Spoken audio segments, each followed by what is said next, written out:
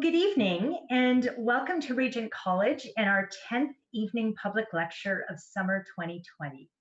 My name is Rhonda McEwen and I serve here on faculty at Regent College as Associate Professor of Education and Culture and also Director of Regent Exchange. On behalf of the community, I'd like to extend to all of you a very warm welcome. Before we begin, I'd invite you to navigate on your phone to rgnt.net/subscribe.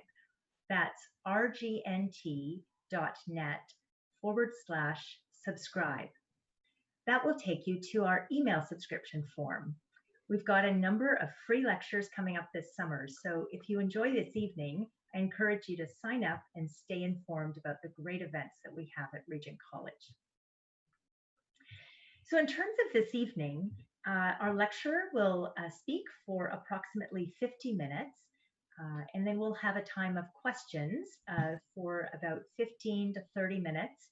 And we invite you to send your questions to eplquestions@regent-college.edu. Again, that's eplquestions.regent-college.edu. And it should be listed in the description below this video.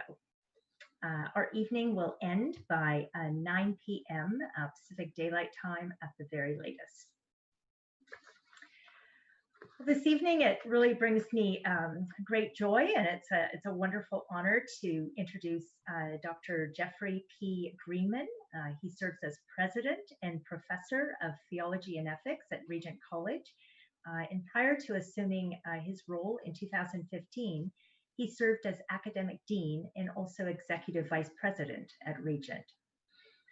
After majoring in philosophy as an undergraduate and focusing on moral philosophy and political theory at Oxford University, Dr. Greenman studied at Regent College, where he earned an MDiv degree.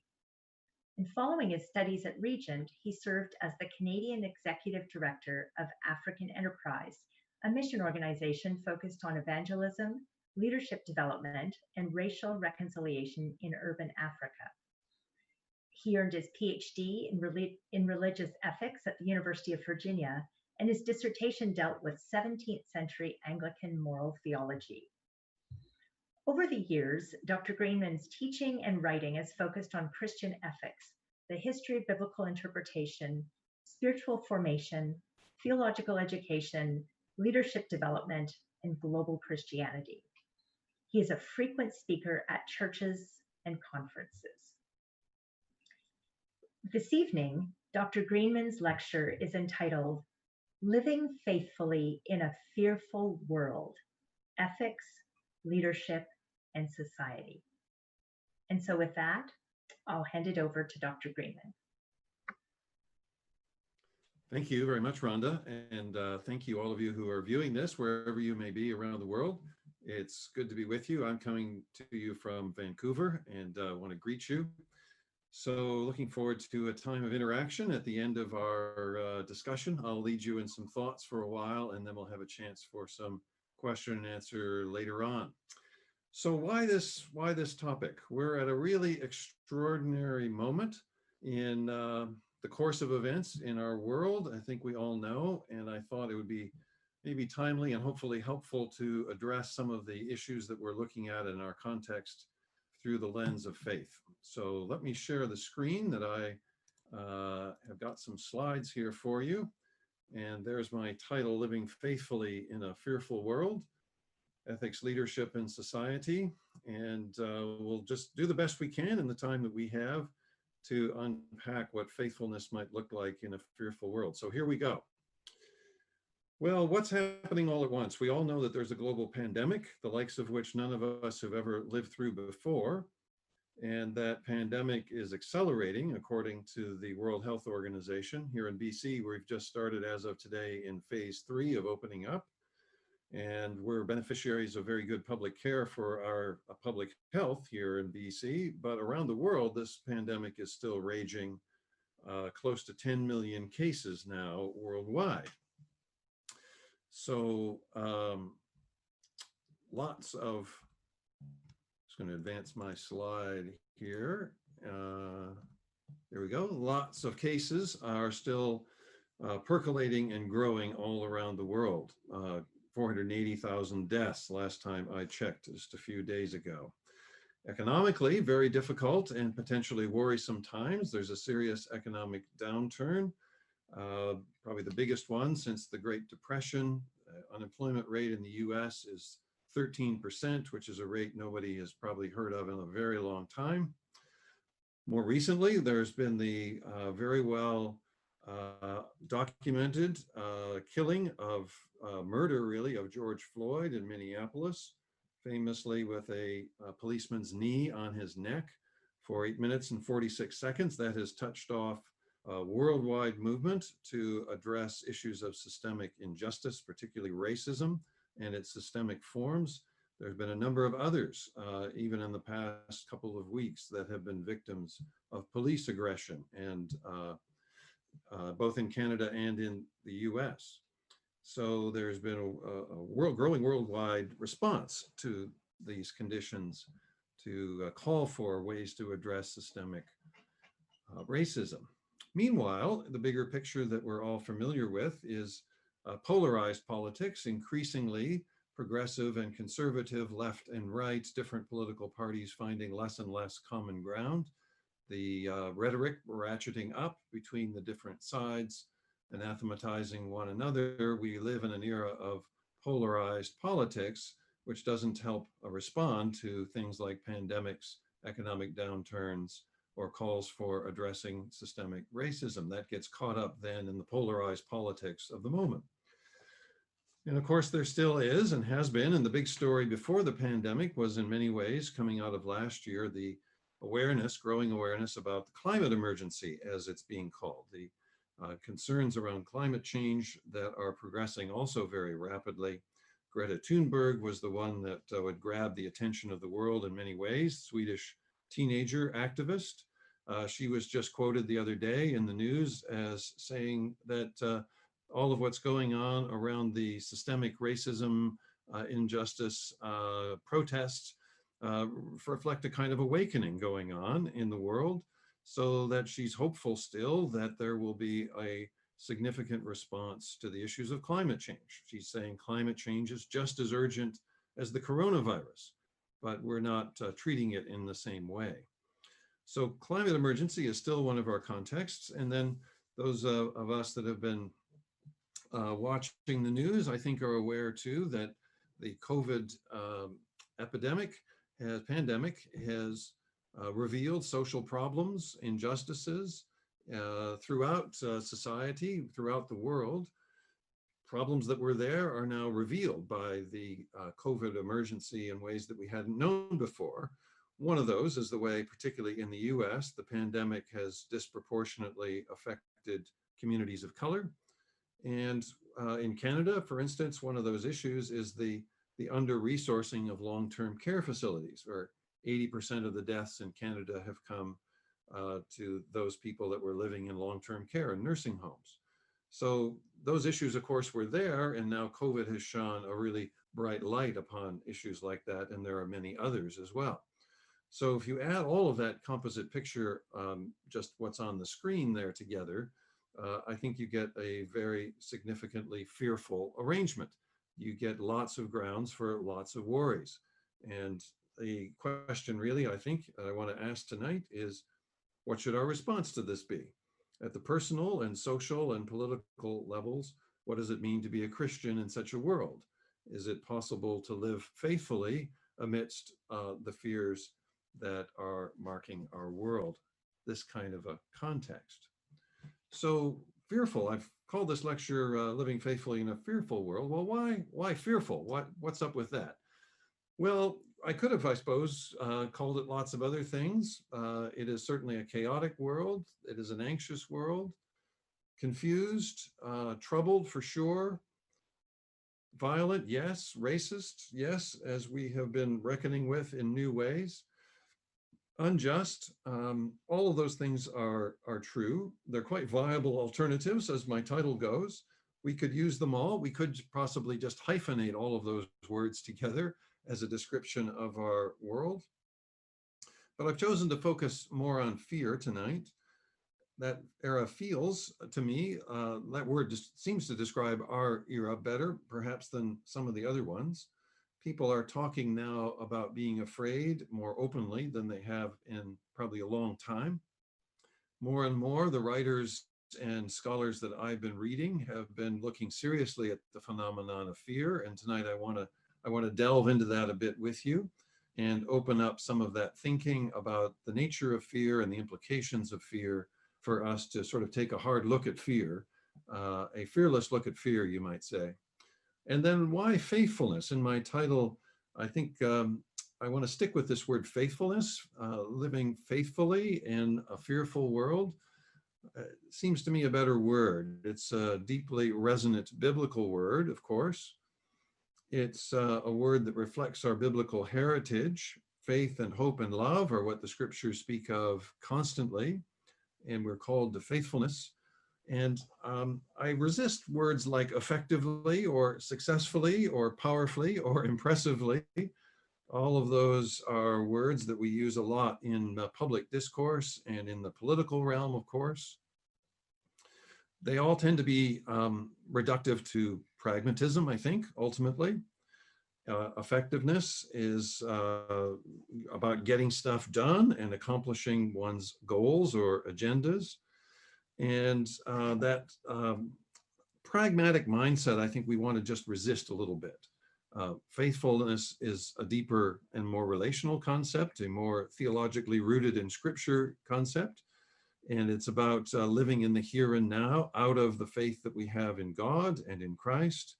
And so it's irreducibly got a God-centered dimension to it that success and effectiveness and impressiveness are really lacking. I think this is a moment that calls us as Christian people and as his church into new and deeper thinking about what faithfulness will mean for us and require of us in the day and age that we're living in. So it's a rich and resonant word. I wonder what associations faithfulness has as a word for you, whether you're resonating warmly and well with that word, and what your reaction was to seeing fearful in the description of a fearful word. What are you fearful about these days? What is it that all of us are fearing in common, perhaps? What role is fear playing in your community, in your church, in your organization, your company? So that's a little bit about why I wanted to use those words as they set us in a certain kind of direction. Now, as we launch into understanding more about fearfulness, that's where I want to spend some time tonight. I wanted to take a little bit of time to distinguish between what I'll call having fears, specific fears, as opposed to more broadly and generally being fearful as a kind of way of being, as a state of heart and mind. So indulge me a minute while I unpack this just for a bit. Well, we do all have certain fears, don't we? Those are normal, natural, even God-given, I'd say. They're good for us and protective of us. So my example there on the screen is poisonous spiders. Now, I don't want to prevent anybody from going to sleep tonight thinking about poisonous spiders, but hopefully I won't do that. But all of us might have a very rational fear of things like poisonous snakes or spiders or other creepy crawlies. Well, it's perfectly rational to have a very specific object of fear, like a poisonous spider or a snake. I'm not fond of snakes myself, actually. I don't mind spiders quite so much. But it's perfectly rational to be afraid of such creatures. They are dangerous. They are a threat to us. And it serves us well. And if you think about the long evolutionary history of our species, it's good to be afraid of things that can kill you. So it's wise for us to be studiously avoiding such things and running away from them if we can, or defending ourselves when we're attacked. It's also rational to have a very specific fear of things like the coronavirus. People are getting sick, people are dying. It is a pandemic, it's a very serious problem. It's perfectly right and justifiable and rational to be afraid of the situation that we're in. So in terms of thinking about how our brains work, I just wanted to spend a little bit of time on this. I'm not a psychologist or a psychiatrist, but I've been reading some psychologists and psychiatrists about this and trying to understand more myself about what this mechanism of fear is in our brains. And so there's some very specific mechanisms that get triggered by fear and fearful objects like snakes or whatever it might be. And just to say a little bit about that, there's a particular kind of sequence. Scholars have studied this, how animals behave and how we behave. It's not just that we have a fight or flight response, which is what's been very commonly part of our everyday language, fight or flight. That basically now is understood to be too simplistic, and there's more to it than that. And that there's actually a sequence of responses that scholars are pointing toward as threats or come to us or escalate around us. The first response is really to freeze. And it's when we stop and look and listen. And it's when I say on the screen here, hypervigilance kicks in. Your heart rate goes up, your blood pressure goes up, your pupils dilate, and you're on super alert, trying to avoid detection by whatever's trying to eat you. That has stopped you in your tracks. You're looking around very carefully, watching and listening in this extraordinarily heightened, intense state. And that's where that's what hypervigilance, that's what I'm referring to. So the first thing we do in light of acute fears is to freeze.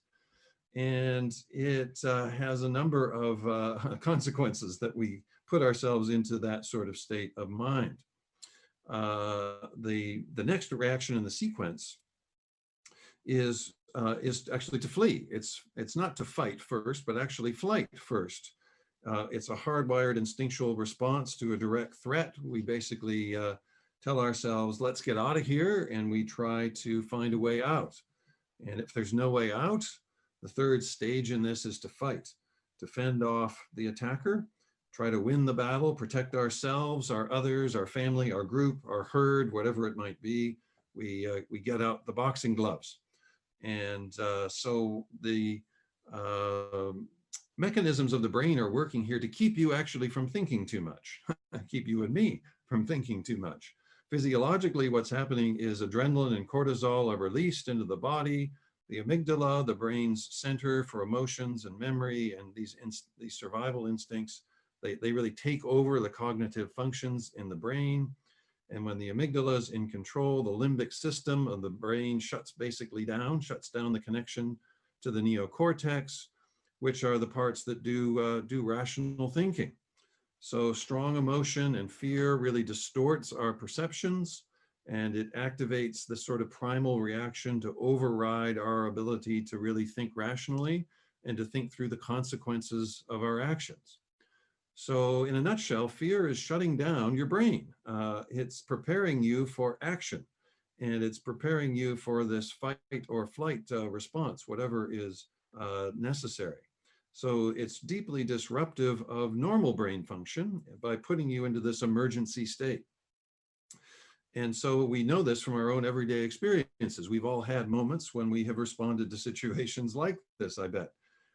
So the usual regulating emotions have been disrupted. The usual rational decision-making patterns have been disrupted. Fear is short-circuiting the more rational pathways in the brain, where you can see how this kind of way of being, if that becomes an ongoing way of being in the world, not just episodic or acute to this spider or that snake, but seeing a world full of spiders and snakes, and therefore your way of being ongoingly and continually is locked into that mode of being, then it does put you into the world of distorted perceptions and very limited vision.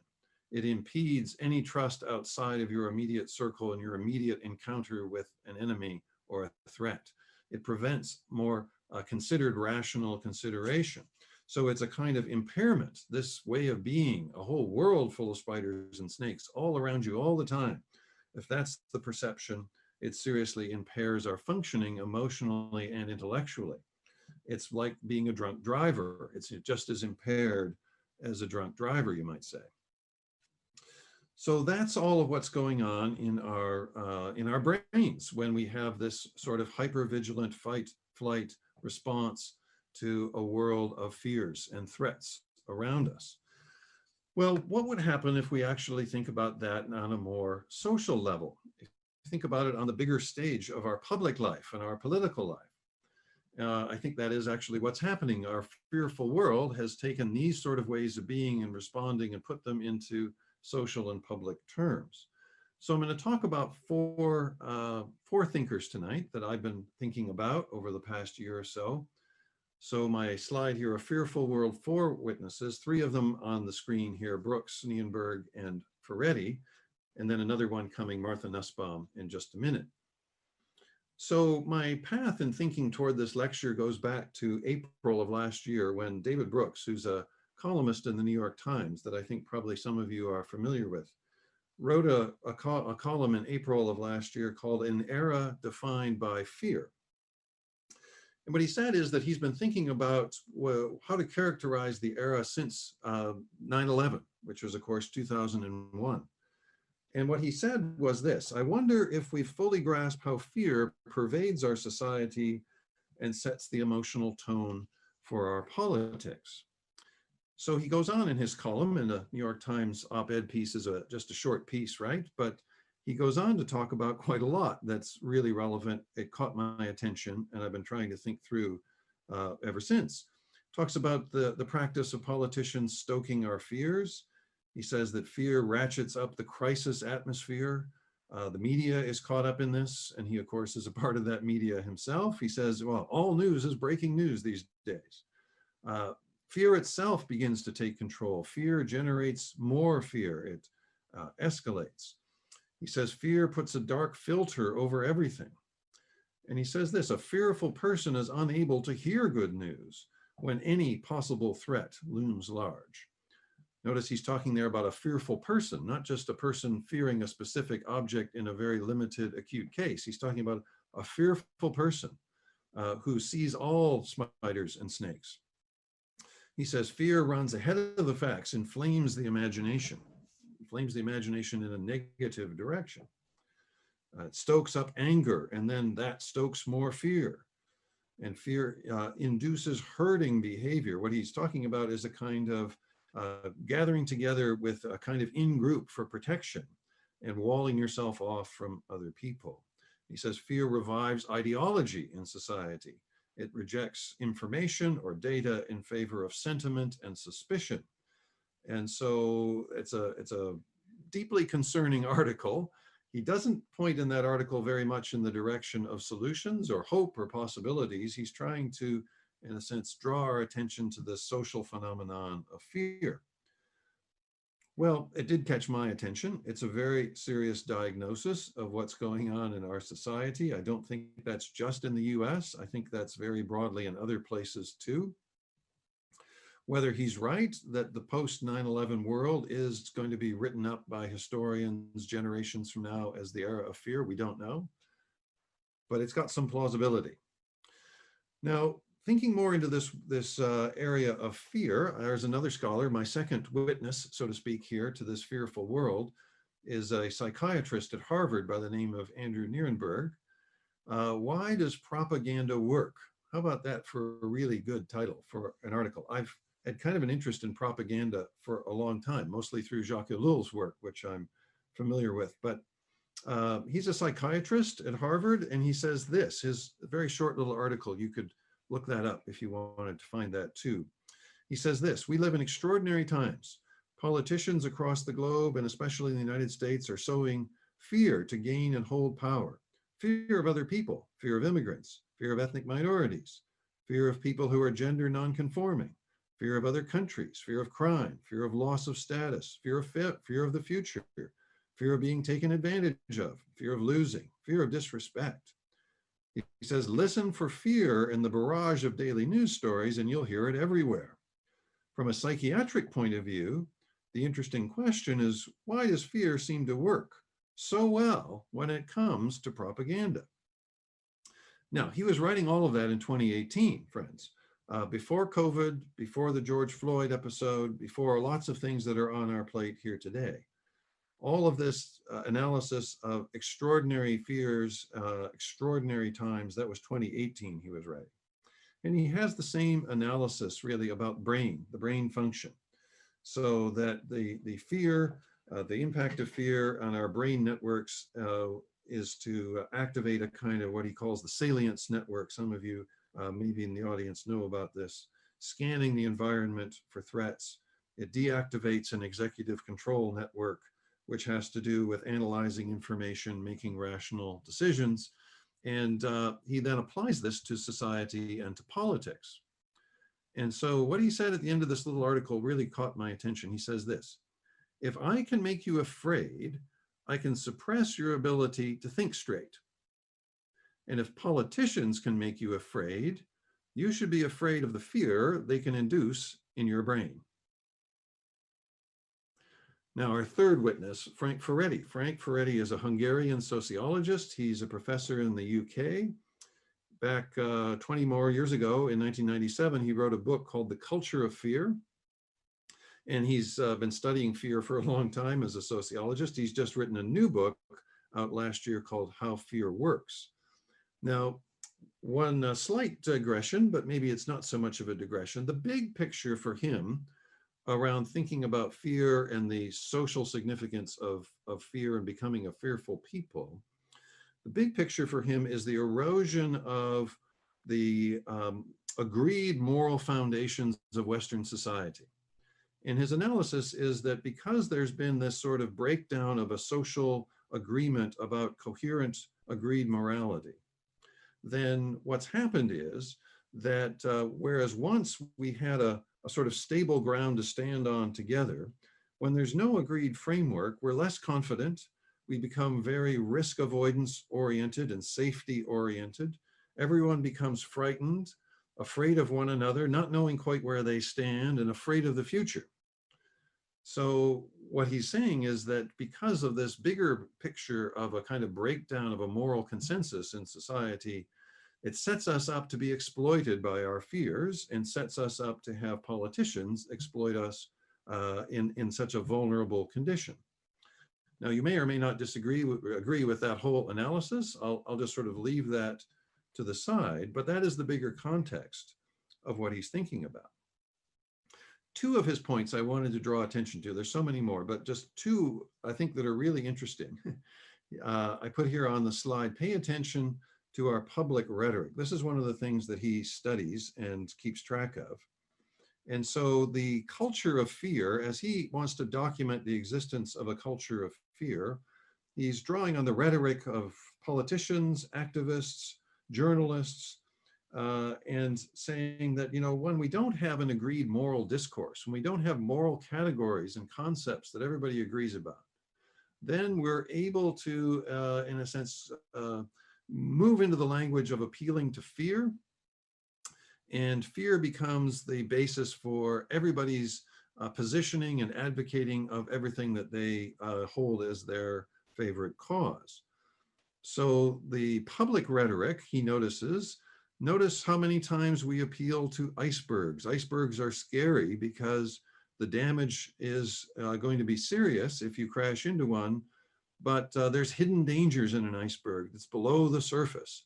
They're treacherous, but you only see a little bit of it. Something's got to be really worse.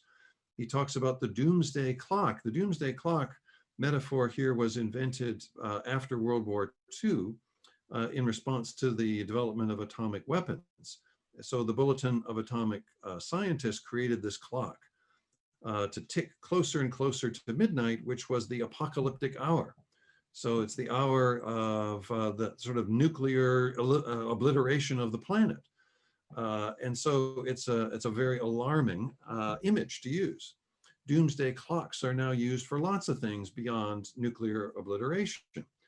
By the way, that particular nuclear clock is set now at 90 seconds before midnight, the closest that it has ever been since 1945 when it was first developed.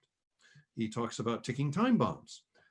Another thing that's part of our rhetoric is there are ticking time bombs of all kinds of things, of national debts. He talks about the countdown or count up clocks of national debt that you find in places like Times Square in New York and other places around the world.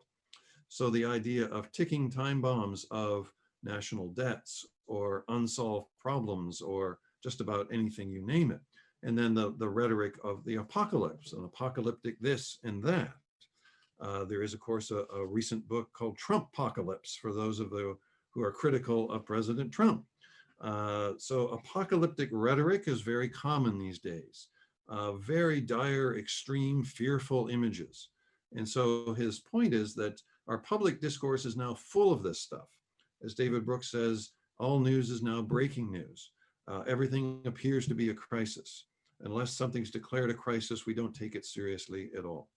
His point then is that increasingly the language of fear and stoking fears is the way that anybody and everybody is addressing their particular cause, advocating for their particular group, rather than, inciting fear of disaster, fears of crisis, fears of whatever it is. Fear is the ground of people's appeal in moral discourse, in public debates.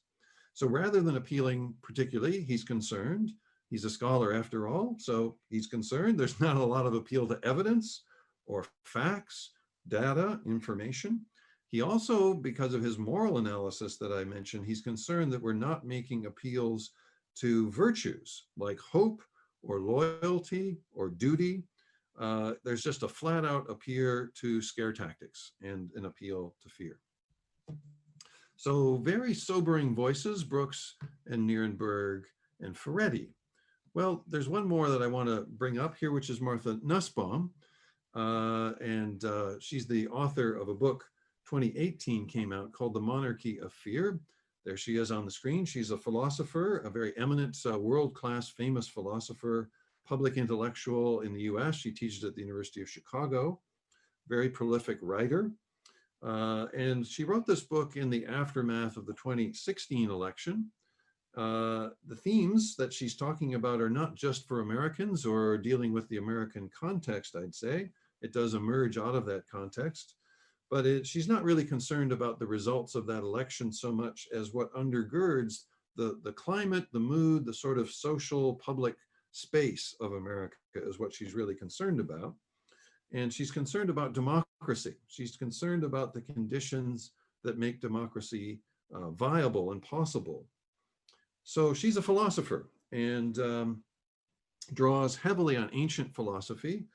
If some of you are familiar with her other writings, you won't be surprised by that. She's written a lot on Aristotle, ancient Stoicism, Greco-Roman literature and poetry, and so on. Her book, by the way, is very readable. I know some of you are now immediately scared when I said she's a philosopher at the University of Chicago. Don't be. This is a really great book, and it's very readable. It's not super technical, and you'll enjoy it, trust me. So elegant and beautiful. I have some quotes that'll prove the eloquence of her prose. But her concern is for the role of fear in public life and the threat to democracy that is looming. And so fear for her is this acute awareness of danger looming, not just individually, but socially. And so what she's arguing is that fear is what lies behind the growing distrust and the deep polarization that is facing Western societies, acutely the US in her estimation. So what she's arguing is that fear is severely damaging the hopes of democratic self-government. Why?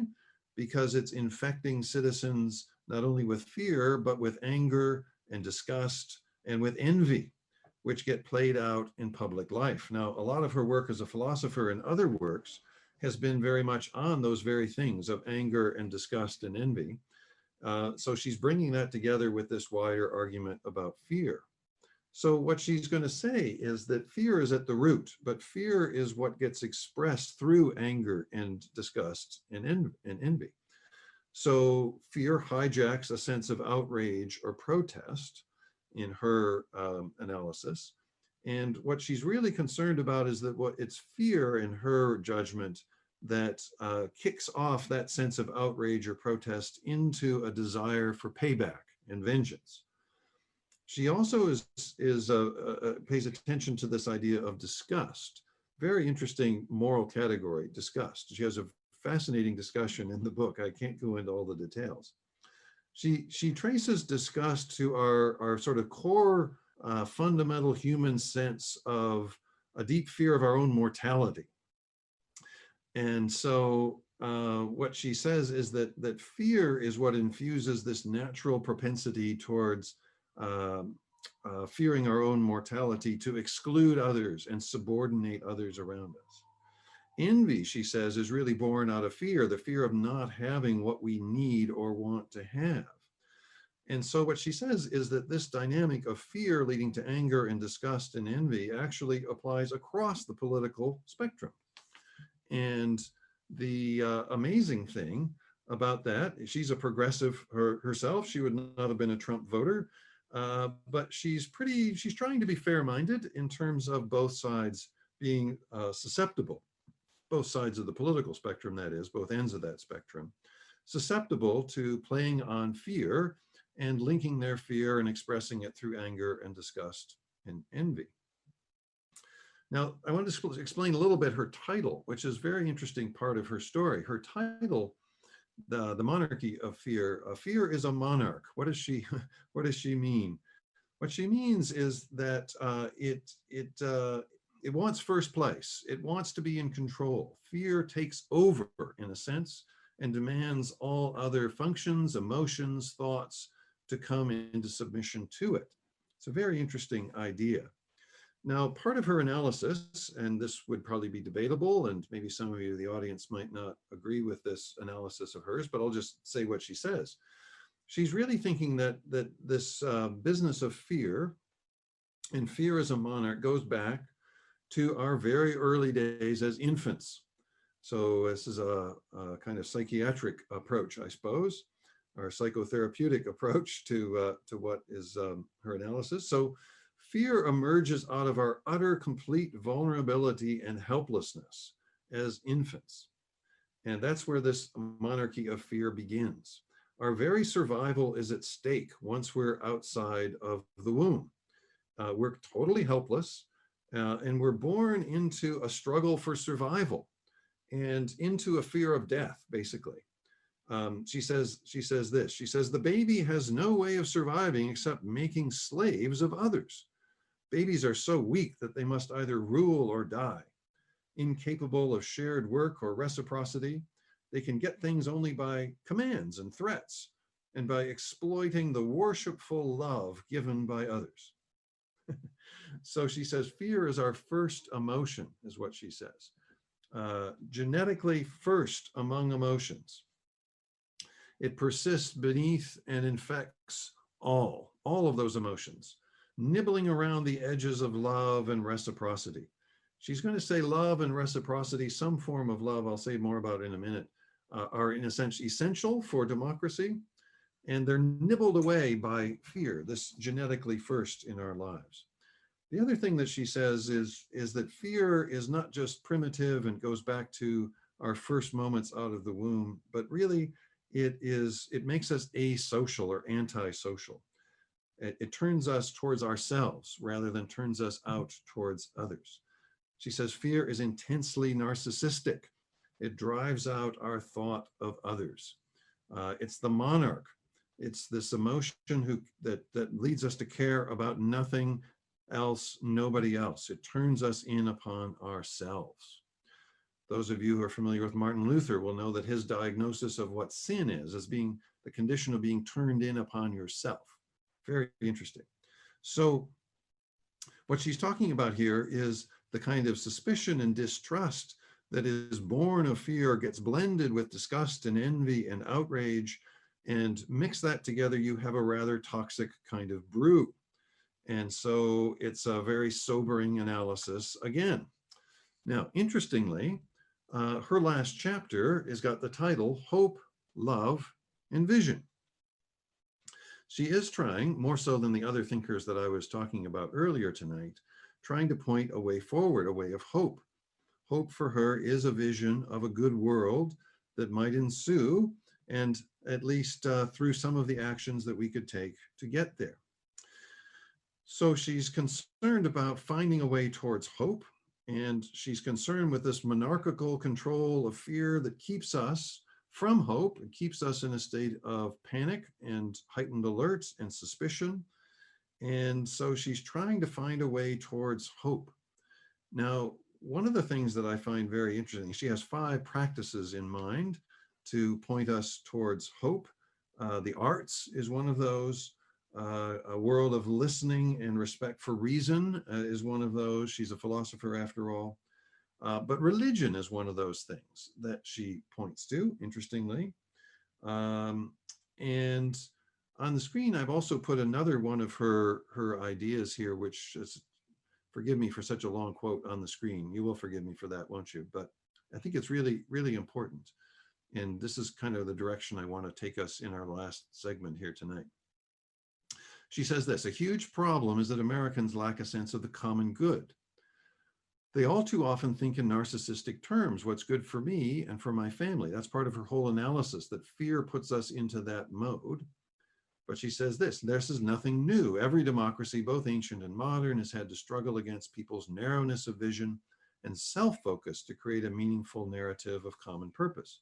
Because people don't meet one another across major divisions, they have a hard time thinking outside their economic or racial group toward a sense of common purpose. That, I think, is a very telling comment right there, right at the end. Because people don't meet one another across major divisions, they have a hard time thinking outside their economic or racial group towards a sense of common purpose. I want to say, yes, that's very true. That's a tremendously important insight, and I want to take that somewhere tonight. The future and hope in the future is going to hang upon people meeting one another across those divisions. That's key to her analysis. What she actually suggests as a public policy matter is a 3-year form of national service for all young people. People across all the cross sections of society would be forced to work together, forced to know one another, put into action in all kinds of good works across the society, and the kinds of relationships that are fostered there would overcome these kinds of divisions. That's one of her possible solutions. That's one of her recommendations. Now, as a public policy recommendation, it's not very well worked out. But I want to say that the instinct behind it, I think, is really important and really valuable. The other thing I wanted to say before I turn to some kind of theological principles to suggest to us tonight is, as a philosopher, she's a very interesting person in that she has a more positive estimation of the possibility of religion in society than many philosophers do.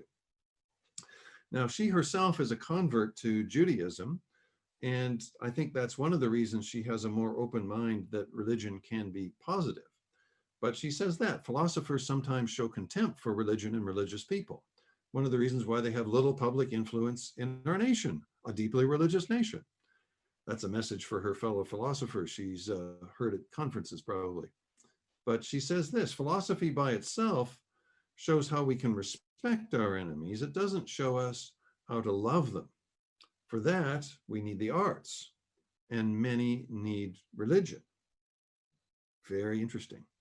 Love is what she's after. Remember, the title of her last chapter includes love. And the very last word of the entire book is love. Love is what she's after. I would want to suggest that it's actually more religion than the arts that are going to help us to get there. But the other thing I wanted to mention about her approach is Martin Luther King. That's the MLK there. Martin Luther King and Nelson Mandela are her heroes. Clearly in this book, those are the 2 most significant figures that she cites as exemplary characters. Not in every way without fault, of course, but the sort of social status that they had as those that drew people together, fostered out of a common commitment to compassion and to the dignity of people and to non-retaliation and to forgiveness, actually forged a way forward for their societies. So what she's interested in is, particularly she refers to King throughout the book, number of references, particularly King's understanding of love. The kind of love that he was talking about has caught her attention clearly. I think actually if she had drawn more upon her own Jewish faith, she would have found more more there actually to bolster this sense of love, which is, of course, built on a respect for one another made in the image of God. And there is a huge concern in the Hebrew Bible, as I think most of you will understand, for the vulnerable, the outcast, the widow, the needy, and so on. So she doesn't draw sufficiently on that, I don't think, where she might have, but she's onto something very, really tremendously significant. In terms of this quote about King, the love he demanded was a combination of respect for humanity with goodwill and hope, to treat people as people who listen and think, who ultimately may join with us in building something beautiful. That idea of building something together is a social vision. It's a social vision that I've also been thinking about with the help of Rabbi Jonathan Sachs, who's got this wonderful idea of society as the home we build together. That's very consonant with what Martin Luther King was talking about. So my point in talking about Nussbaum in this way is to help us see the social and political implications of being in a state of fear, of understanding the world is full of snakes and spiders and then living accordingly. And yet she's trying to find a basis for hope. That hope is going to be found in love. That love ultimately is going to probably have a religious dimension to it. One of the things that she doesn't draw attention to that she might have, or that I would as a theologian, is that her two primary heroes there, King and Mandela, well, certainly King is a Baptist pastor with a doctorate in theology. You can't understand King's social vision without his theology. And even for Mandela, he was raised in a Methodist context. He was serious about his Methodist connections.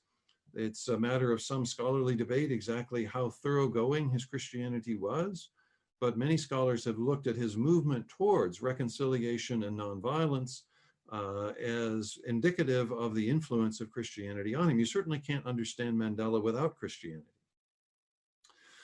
So I think what Nussbaum is doing is moving us in some really good directions, but not going far enough. So let me suggest some principles. I call these contours of faithfulness. You might call these some principles that I've just been reflecting upon that might help us here as we move into our last segment. And then I have an example of meeting one another across divisions that I think is very suggestive for us. So contours of faithfulness. Well, a few things. Let's think for a minute theologically. Well, for more than a minute. Let's think throughout the whole evening theologically. I want to say that we need to together agree to resist fearfulness as a way of being. Resist it as being sub-Christian, as inconsistent with the hope that we have in Christ. Scripture constantly tells us, doesn't it? Do not be afraid. Fear not. Dozens and dozens of times. If you go on the internet, you'll see a debate as to exactly how many times Scripture says, do not be afraid. And different people count it up differently. Of course, that's in translation anyway. But the point, of course, is that it is a constant refrain, and it is God's words to his people. Do not be afraid. Fear not, for I am with you. Be not dismayed, for I am your God, says Isaiah. There's no fear in love. Perfect love drives out fear in 1 John. You could multiply these examples. So in faithfulness is an antidote to fearfulness. And it's not just a pie in the sky or a wishful thinking kind of stance. It's based on God's presence, God's promises to be with his people. It's based on his word that can be trusted. It's based on his willing sacrifice and gracious love towards his people and towards his world. Do not be afraid. So I think we have to resist it. One of the things that I have a quote here from Pope Francis to read. Pope Francis is also very concerned about these same dynamics. I don't have time to go into everything that the Pope has been saying about the same dynamic, but just before the 2016 election in the US, he made a speech where he really said that we have to resist being exploited by our fears. And he says that fear is not only good business for those who trade in weapons or trade in death, but it weakens us. It throws us off balance. It breaks down our psychological and spiritual defenses. It anesthetizes us to the sufferings of others. And in the end, it makes us cruel.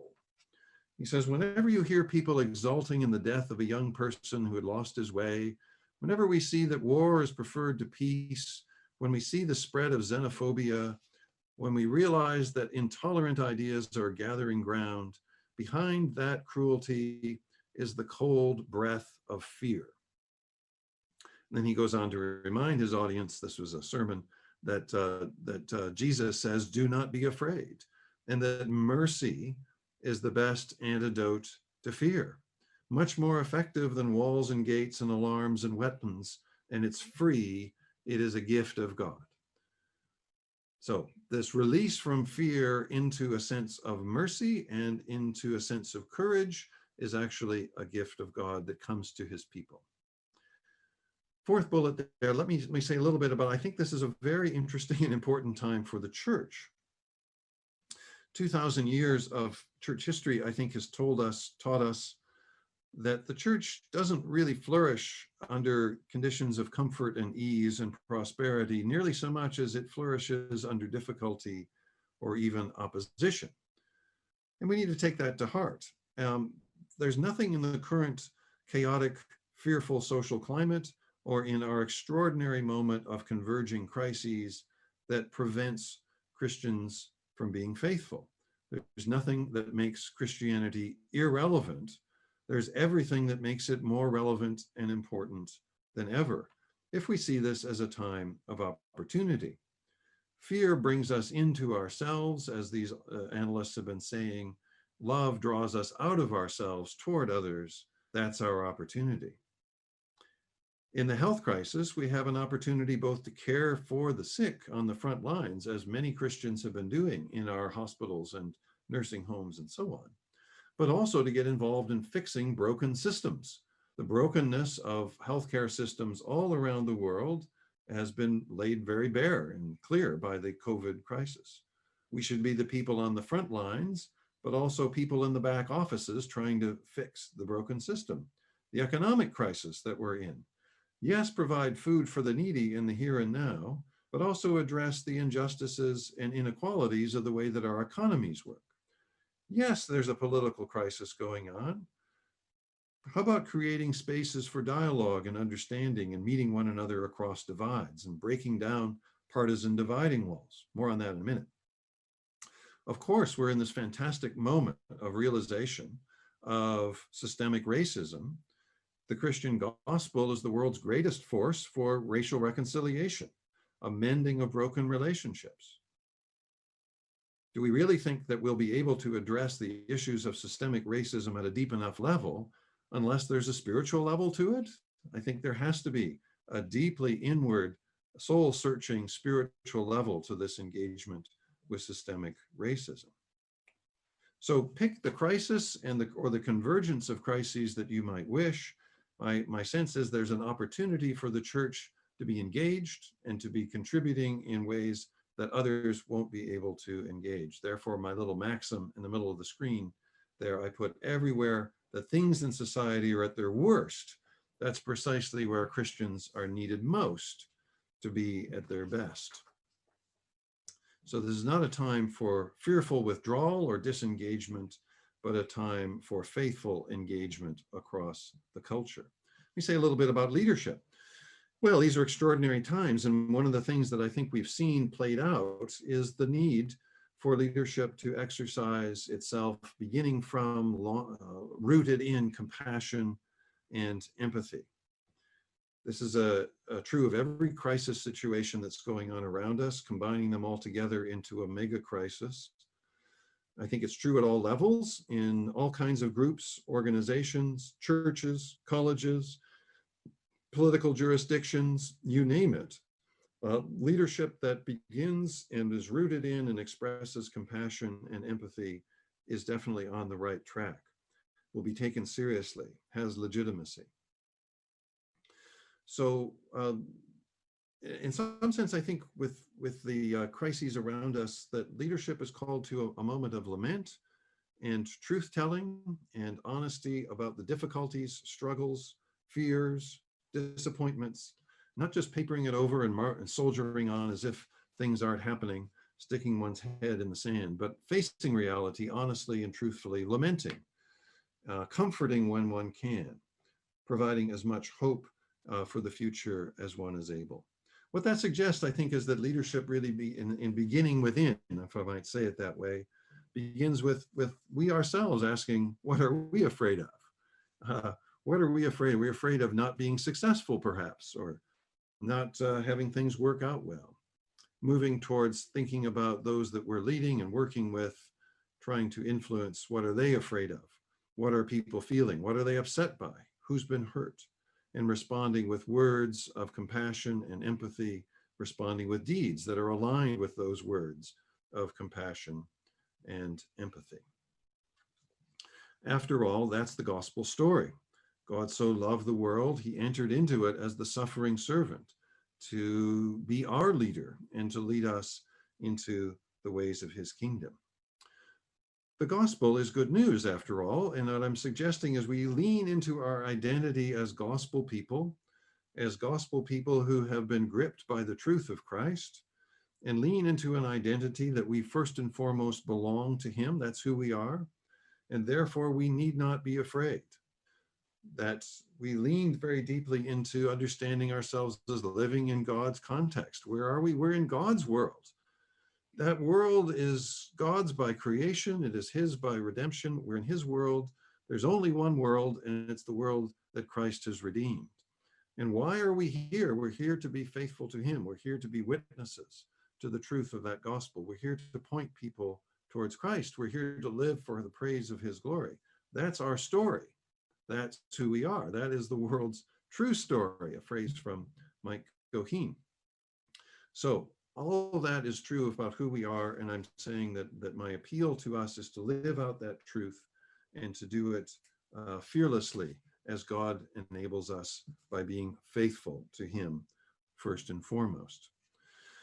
So in terms of what Martha Nussbaum is looking for, the kind of love that she's interested in and the kind of hope that is needed for our world, I'm going to suggest it really comes out of people who are living the gospel. She's looking for people that are compassionate, people that are vulnerable, people that are generous, people that are courageous rather than fearful, people that have renounced self-interest and self-gain and are living sacrificially for others. That's what she's after. And reading her book, she doesn't say, you know what, that actually is the Christian story. But I want to say, having read your book, Dr. Nussbaum, that is the Christian story. And that the best answer to those needs is actually those that are living consistently with this biblical Christian story. The last thing I wanted to suggest is just to say, rather than focus on the partisan politics of the moment and taking sides and figuring out which side to take or figuring out which party or candidate to vote for, I want to suggest we step back and focus a bit more on the business of shaping the culture. My analysis really is that politics follows culture rather than leading culture. Politicians respond to the social movements and the cultural climate that they find themselves. So I wanted to give you an example from my time connected to African enterprise. As Rhonda's introduction said, I was for a time in the early 90s the executive director of the Ministry of African Enterprise. That's the picture on the screen of the founder of the ministry, Michael Cassidy. Is an evangelistic ministry primarily, but involved from its very beginnings in 1960, 61 with racial reconciliation across Africa. Michael is a white South African that formed a multiracial evangelistic team in the early 60s in apartheid South Africa. Now there's a long story. It's an amazing story, and it's been an incredible ministry. But there's just one little story I want to tell as we close here that's pertinent of Nussbaum's desire for ways that people would meet one another across divides, across economic divides and across racial divides.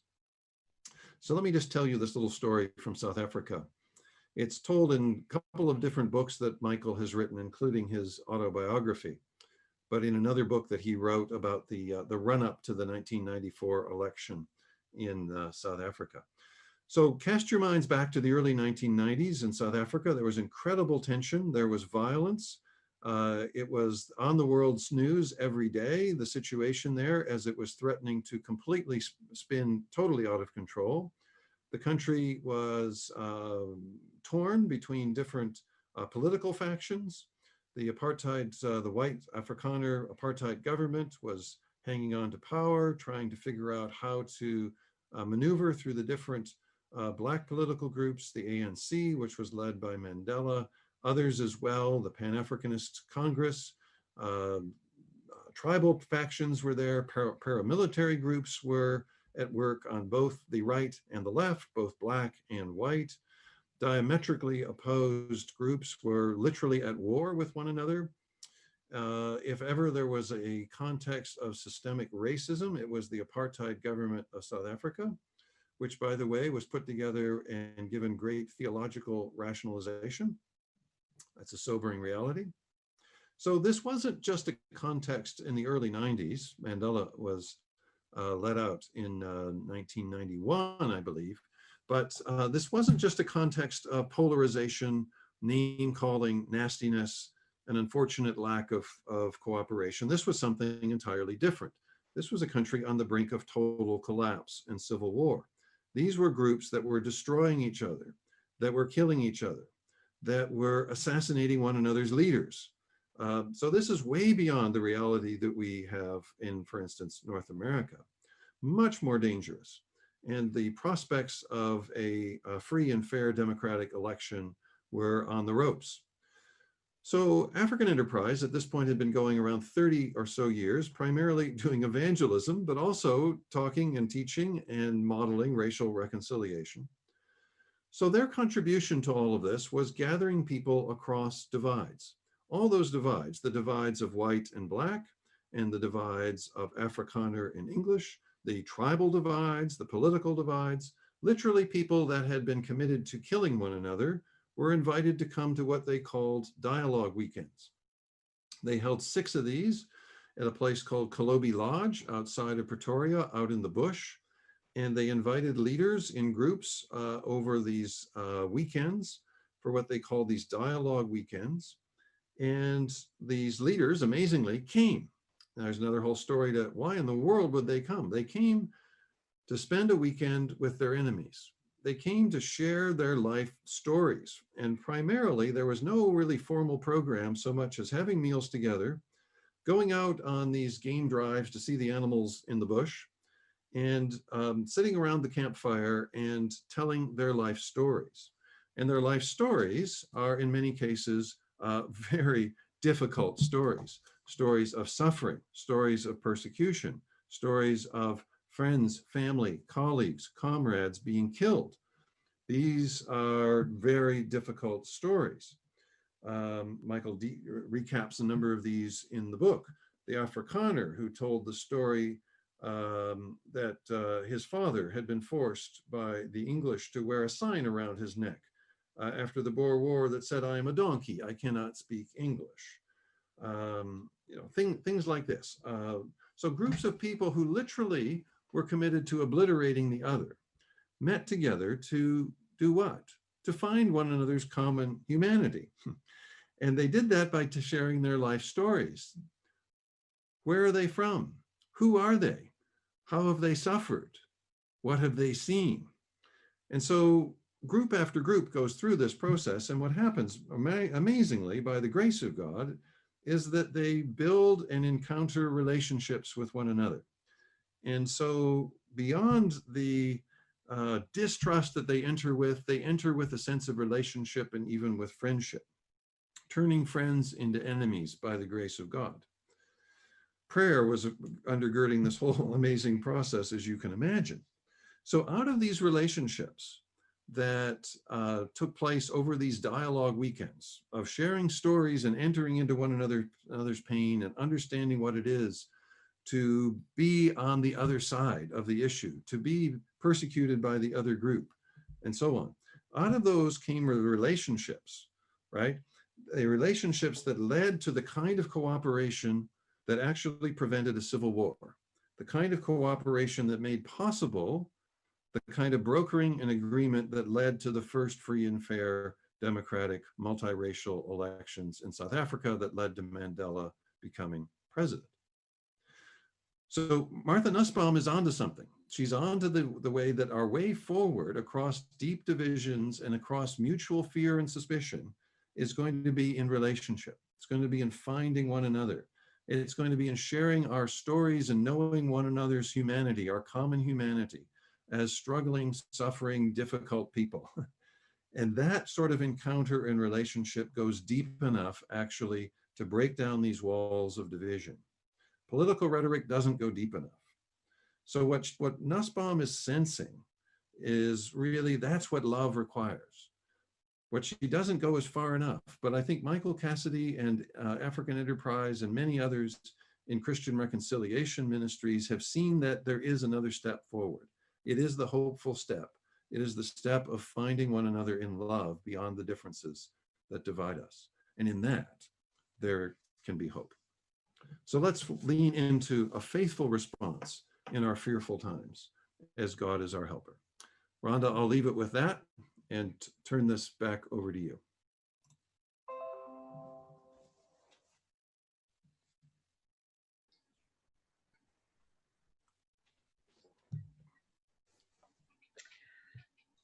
Tremendous. Thank you so very much. That was just, yeah, just a wonderful analysis, but also just incredibly, not only insightful and thought-provoking, just incredibly timely for this particular season that we live in. So thank you so much. Gosh, I have scribbles all over, so it's like, where do I start? But I loved the the story that you left us with, which really looked at how we can start, really countering this culture of fear on really in some ways on a larger level. You shared with us the story of South Africa, but I'm thinking of maybe some of us that are listening tonight who are serving just maybe leaders of organizations or churches. I'm thinking in particular, and what could church leaders do, to help to counter this culture of fear? Are there specific things that maybe you could recommend in terms of how churches and especially leaders in churches could really help to counter this culture? Yeah, well, a couple of different thoughts. I think I wouldn't want people to be deceived by my story about South Africa and this very macro political story, to think that it's only at the sort of national level that these things are possible. I'm glad that people like Michael were working at that level, but life is lived very locally. It's lived in neighborhoods and communities, and churches are local. I mean, the grand thing about the church is that it is a local church. There's no church that isn't local. I mean, the bigger church with a capital C is made up of all these local churches.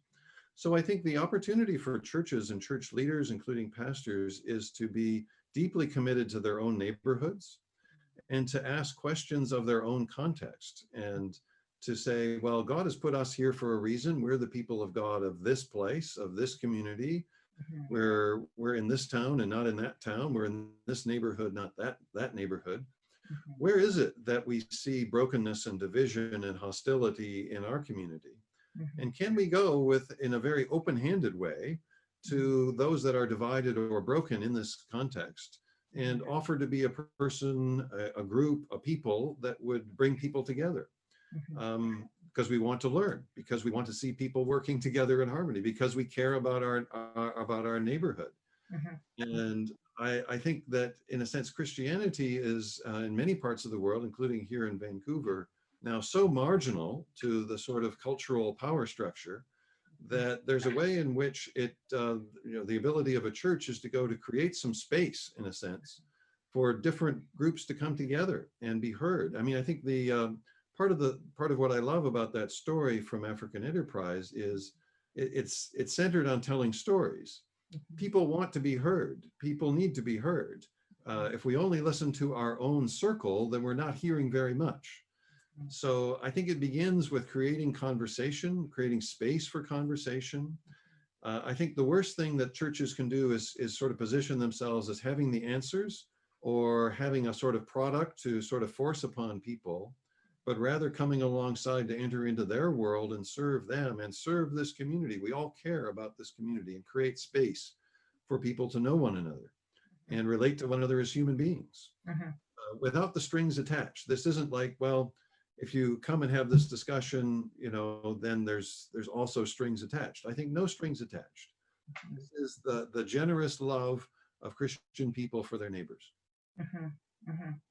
Those are some thoughts. Yeah, no, that's really helpful. Yeah, I was struck just as you were talking, reminded me of your earlier quote from I think it was Nussbaum on the common good, and how a problem she mentions anyways in America is this lack of a sense of the common good, and it strikes me that what you're hinting at, even in terms of the role of the church, is to really consider how can churches contribute to the common good. Yeah, absolutely. I think it's one of the things that I'm most concerned about, I think, is that often Christians, we're known in many circles as being concerned mostly for ourselves, for our own welfare, for our own interests, for the Christian cause, for protecting our rights and so on. And I'm not saying that there's no legitimacy in those things. Every group is concerned for its own survival at a certain level. But if we're really only interested in ourselves and our own kind and promoting ourselves, we're not really interested in our neighbors. So I really hope that we would be known as people and as organizations that are deeply committed to the welfare of others, the welfare of our communities. In the flourishing of the whole community, congregations will flourish and people will flourish. So I think to invest in a bigger vision than just our own welfare, our own well-being, which mostly people, I think here, the wider society hears is, well, they just want to be left alone. I don't think it's very healthy for us to position ourselves as we just want to be left alone. No, we want to be agents on God's behalf, in God's service, of love for our neighbors, that fosters a common good, that builds a home together, to use this phrase from Jonathan Sachs that I really like. Let's build a home together, as diverse as we all are and as different as we all are, from all the different backgrounds we are. And can we, as people of faith convictions and as congregations, be a healthy, contributing part of a bigger social good? I think that's a wonderful vision. I don't think it's all that common.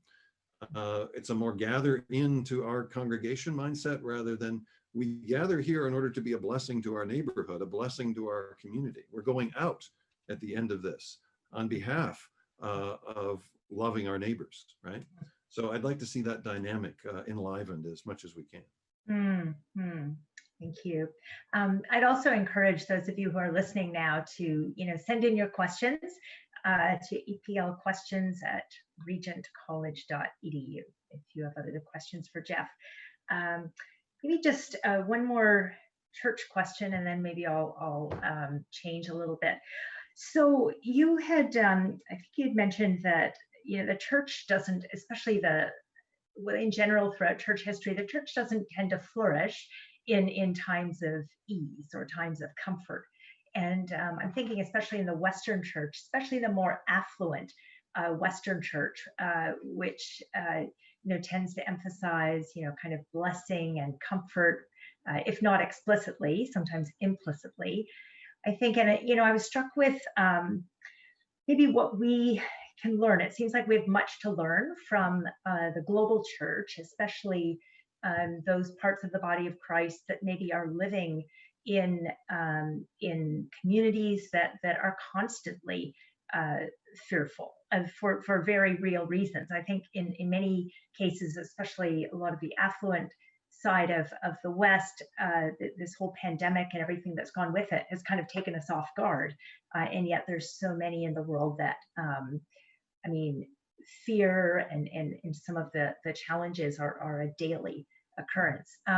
Any comments on that in terms of what we in the West, especially the affluent West, may be able to learn from the global church in these lines? Wow, so much actually. You and I have a common interest in the reality of the faith of our brothers and sisters, and of the amazing dynamism of the global church. You're quite right. We in the affluent West, we assume a lot of things work, right? Systems work, the electricity works, the healthcare system works. We have a high sense of kind of entitlement to all of these good social provisions, right? So much of the global church that is growing and is very vibrant in its worship, in its evangelism, in its service, in so many ways, does not have the luxury of taking any of those things for granted. So I think that we can learn from our brothers and sisters a lot about what it is to be a suffering church, what it is to be a sacrificing church, especially for us in the affluent West. Us in the affluent West, as we I think all well know, should know anyway, we're a very individualistic society. We get on with ourselves and we keep to ourselves, and we think of ourselves in very independent terms. Well, I mean, I've been impressed around the world as I've had the great gift and privilege of getting to know and spend time with and serving alongside our brothers and sisters around the world, that that's just not how they think. They think much more communally, much more collectively, much more we than I is the first thing they think of. And I think that this pandemic, it's interesting, it's isolated us all into our own homes. Like the advice is still, don't go out, don't interact, keep your distance, all this. But yet we've realized more and more that we are actually made for relationship. We're made for communities. We're social creatures. It's not just that there's fun in that, but there's deep meaning in that. And this isolation is somehow wrong for us. So I think the faithfulness in difficulty as the calling of the gospel and God's provision of all of what it takes to be faithful, even in places where there is not much, even in a place of suffering. Our brothers and sisters are eloquent testimonies of that. The more, again, my life has been shaped and challenged very much by knowing such people, by being in their homes where they don't have hardly anything to offer, but they want to offer everything to you. I just, those sort of relationships. So I guess I'm with Nussbaum in that it's those sort of relationships and friendships, the hospitality that you receive, that really takes deep root in our own lives and says, wow, there is a different way to be a human being that I didn't know until I saw it, felt it, heard it, experienced it, had a hug from it, was fed a meal by it, right? So much to learn. Yeah. Thank you. Well, your title mentions, the second part of your title talks about ethics, leadership, and society. And maybe just continuing with the leadership theme, because I know that's also a theme near and dear to your heart. You touched on, the kind of qualities of for leaders at this time toward the end when you mentioned that leadership begins in compassion and empathy. But I'd love to hear a little bit more. If you were to, identify maybe kind of some core competencies, if you will, that you think are most essential for leaders, especially in this age of uncertainty, of fear, of an incredible, the dynamic of change. Like, wasn't it the Pope Francis who also said, we're not just in this, what was it, living in an era of change, but actually a change of era. And how do you think about leadership in this time? Well, so there's a whole nother lecture probably. Okay. In that. Top two or three. Well, maybe you should do that lecture, Rhonda. I'm interested to see what you're thinking, but I think that what I'm trying to emphasize is the personal and relational side of leadership. Sometimes, I mean, I do teach on this at Regent, and we have a master's program in leadership, theology, and society, where we talk about a lot of these kinds of themes. But one of my themes would be, I think we're better off thinking about leadership as very deeply personal and relational, and less in terms of sort of hard skills per se, and more as coming out of who you are as a person. What you offer is yourself ultimately as a leader. And Henry Nouwen has this wonderful line in one of his books that we use about the Christian leader of the future offers only their own vulnerable self. So I think that's where the sense of reality, of being human, of being vulnerable, of being honest, of being like, we're all afraid of COVID. We're all deeply unsure about the future. I'm in that with you too. If you're the leader of, whether it's a small group or whether you're a pastor of a church or whether you're the CEO of a company or the whatever you are, teacher of a school. So I just think that that begins in something very personal and something that begins from within. And one of the things that we were talking about in my class a few weeks ago with students in the sort of beginning this leadership program, Steve Garber and I, which is, think about the significance of the shortest sentence of the Bible. Jesus wept. If Jesus is our leader, and I think ultimately leaders are meant to be following Jesus, who is the leader. We're leaders who are led by Jesus, right? What was his life about? Deeply compassionate. He's moved with compassion regularly, all the time, to minister to those in need. He weeps for the loss of his friend. He just doesn't come up with a plan and a strategy and PowerPoint slides and a to-do list by next week. He stops to weep for his friend. So I just think that the key qualification, in a sense, is humanity, and willingness to be vulnerable and willingness to suffer along and empathize and enter into, and especially in difficult times, especially in difficult times and especially times when, the other thing I'd say is that in this day and age, no one has the answers. No one really knows what next month is going to be like. We hardly know what next week is going to be like.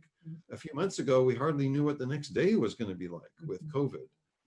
So I think that the temptation to be strong, be powerful, be in control, have all the answers needs to be resisted.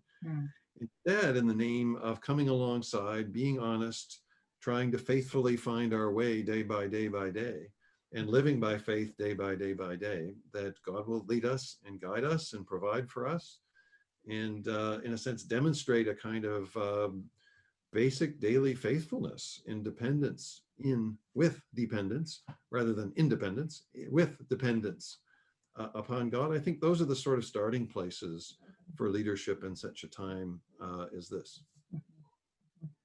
It's really helpful, and I think in some ways, counterintuitive to a lot of leadership texts, which look more at the external, right? The external kinds of qualities about needing to adapt well and all the things that leaders need to do, rather than the identity piece, the integrity piece of who they are.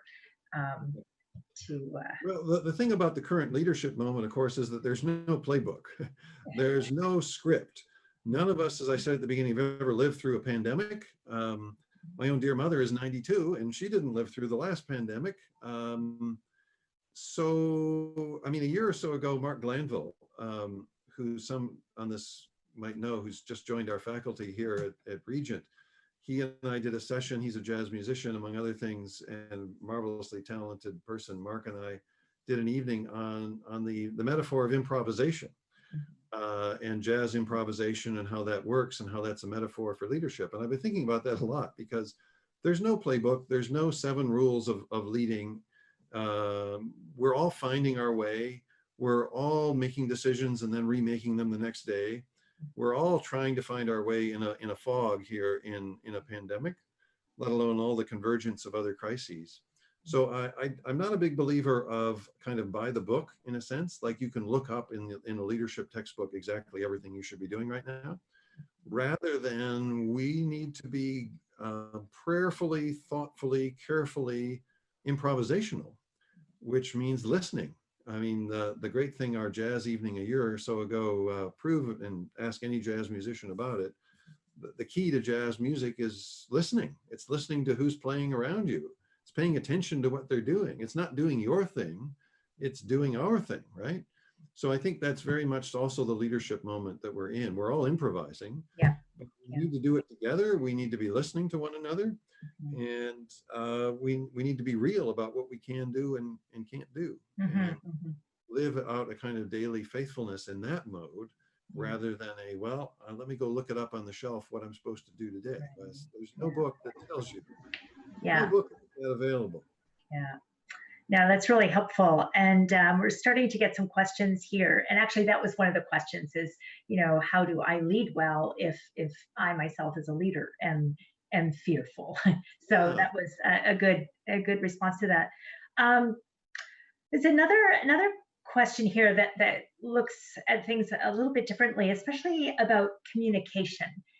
So this particular person says, I want to be faithful, but I'm fearful that there's sectors of our culture that have actually set aside truth in favor of more emotional beliefs. And so, how do we communicate when we can't even share an understanding of what is real?